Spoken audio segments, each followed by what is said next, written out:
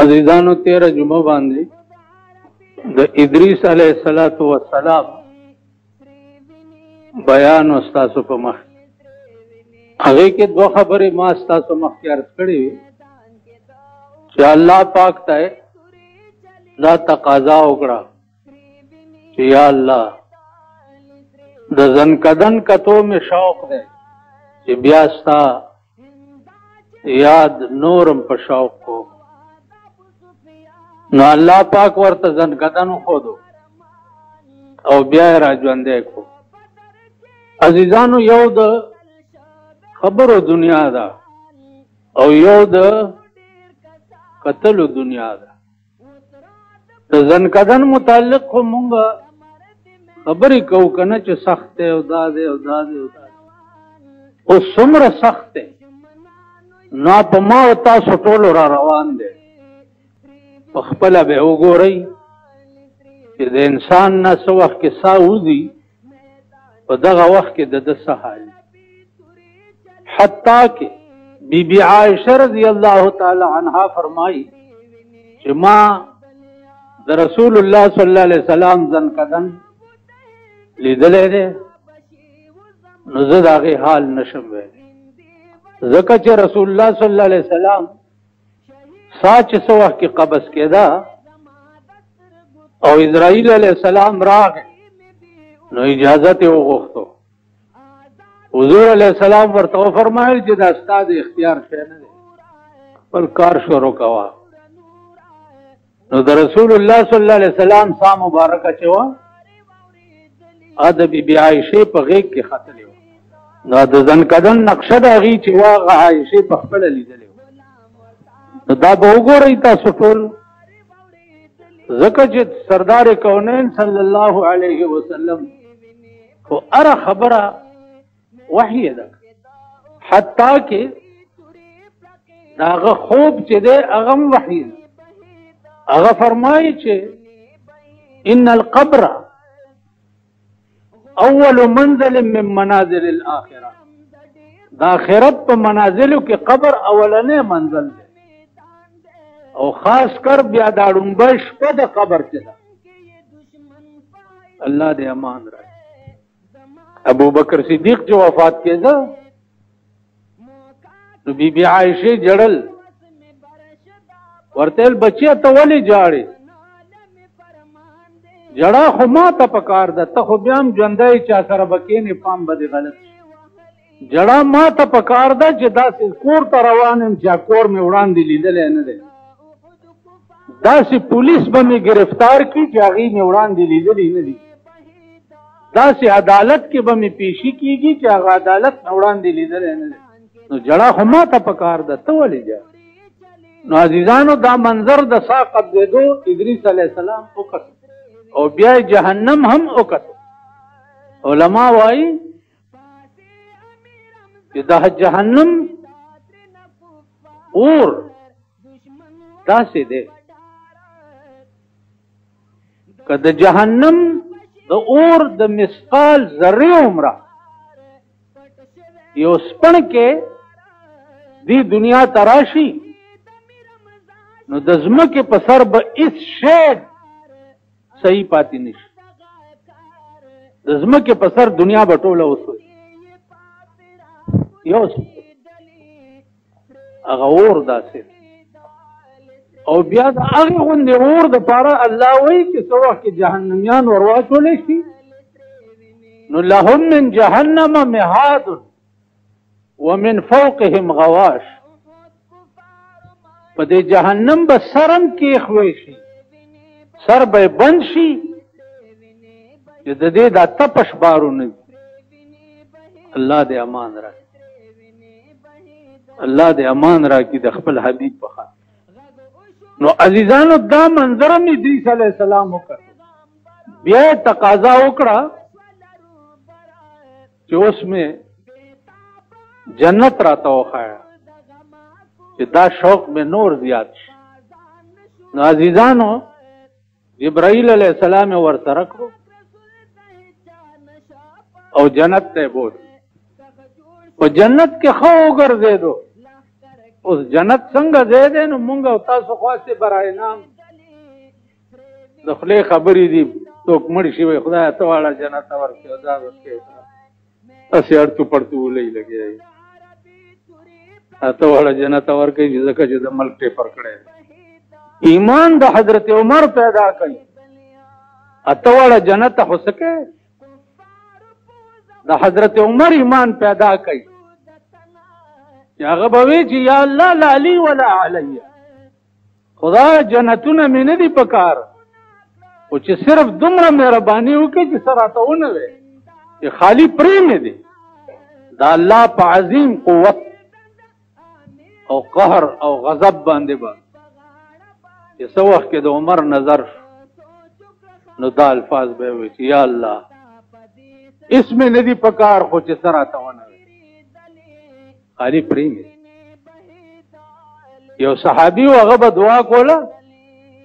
یا الله په جنت کې خي طرف ته هغه سپینه ماڼۍ چې ده هغه مال راکړي رسول الله صلی الله علیه وسلم ورته وفرمایل چې د الله بنده خي طرف ته سپینه ماڼۍ مه وایه دا وایه چې خدایه جنت ته مې خالي ورننه باسي دا ننوته خبره ګرانه ده چې ننوځې خو بیا هر څه ستا دي عزیزانو حدیث کې راځي چې د جنت یو کمره به عرضها 60 میله پلنواله به 80 میله او کمره به د ملغلرې جوړی نو چې د یوې کمرې پلنواله 80 میله اندازه کوي چې اوږدواله به څومره نو دا دعا کوي چې یا الله ځکه چې بې نیاز دی بې پروا دی هر څه به دې کړي منځونه به دې کړي روجې به دې نیولي حجونه به دې کړي ډغرې به دې ډېرې والي یو خبره به هر څه په دې مخ درولي وایي به دا مې ضروري شته او جهنم ته روان مقبول عبادت په ټولو عباداتو کې پټ دی هیڅ پته نه لګي چې دا الله رضا په څه شي کې ده هیڅ پته نه لګي رمضان یو شاعر تیر شوی دی هغه به وي چې پته نه لګي عاشقان ډېر پراته رمضان دي په درد صنم عاشقان ډېر پراته رمضان دي په درد صنم خدای په خبر شه چې د یار مینه بچا سره چې د الله منظور نظر څوک دی نو چې مقبول عبادت په ټولو عباداتو کې پټ دی نو عزیزانو فخر او غرور به په یو عبادت هم نه کوي په یو عبادت به هم نه کوي نه به په منځونو کې نه به په حجونو کې نه به په زکاتونو کې یو عبادت به غرور نه یو سړی دی د دنیا پلیت او مردار خدای ته چرې سر نه دی ټیټ کړی په لاره روان دی او په یو کاغذ بسم الله الرحمن الرحیم لیکلی آی روچت کو کاغذ او صفائی کو صفی کو او پاک ځای کې کیو چې زما د الله نامه داسې بې عزته پرته وه په ځمکه دا وخت بزرګو هغه ته په زړه کې القا وشوه چې ده ته ووایه چې تا زما نامه د خاورو نه پاکه کړه ما ته د ټول عمر د ګناه نه پاک کړه او جنت ته به دې لېږم بې نیاز او بې پروایي دې ته وایي چې هېڅ پته نه لګي چې الله ته مقبول څه شی دی د دې وجې نه به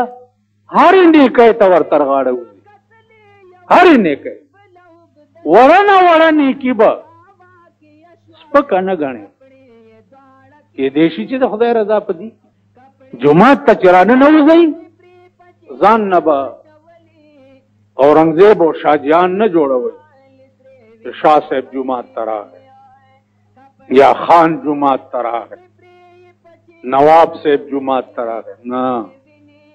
په دې پوړو چې خپه کېدې او راننوځې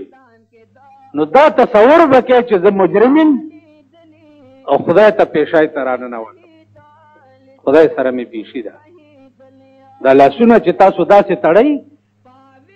د دې مثال څه دی دات کړی دي دات کړی دي یا الله پات کړو مې ځان بند کړو او تا ته ودرېږه بیا چې منځو کې نو غلی به روان شي یا الله پیشي مې وکړه پته نه لګي چې قبوله دې م کړه وکړه تاسو دا بعضې شیخان چې یي په جومات کې هم ځان نه د شیخ فولاد بابا زوی جوړ کړی پلانیه داسې شو پلانیه داسې شو پلانیه داسې شو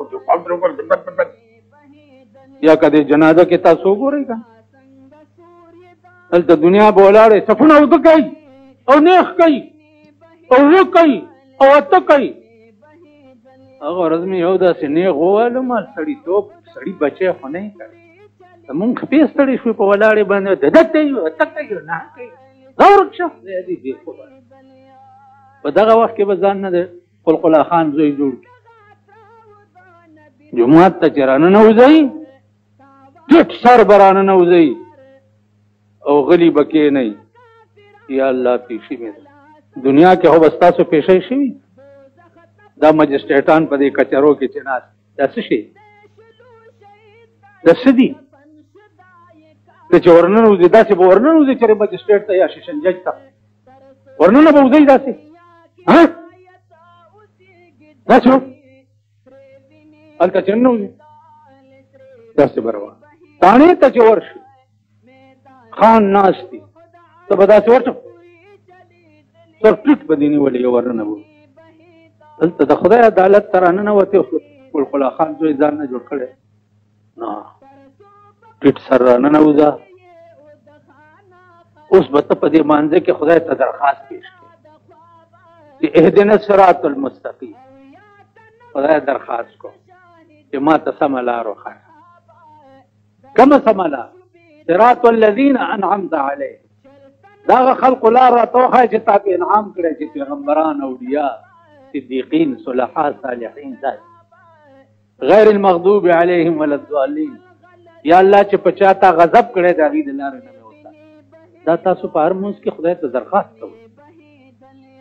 نو هر وخت ټیټ سر اوسئ هر وخت کینی داسې د هلاکت